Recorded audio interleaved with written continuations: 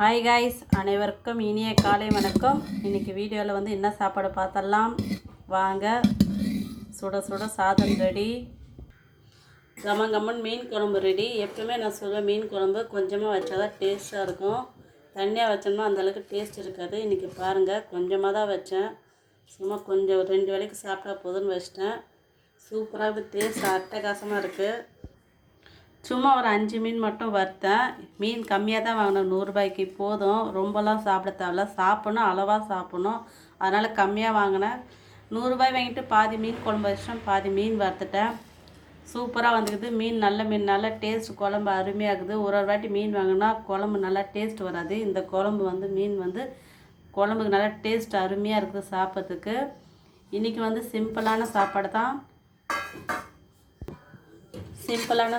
தான், சாதம், மீன் குழம்பு, மீன் வறுவல், அப்புறம் காலை டிஃபன் வந்து இட்லி தான். இன்றைக்கி எங்களோட காலை நேர உணவு, மதிய உணவு சேர்த்து சமைச்சிட்டேன். இது பிடிச்சதா லைக் பண்ணுங்கள், மறக்காமல் ஷேர் பண்ணுங்கள். ஓகே, பாய்.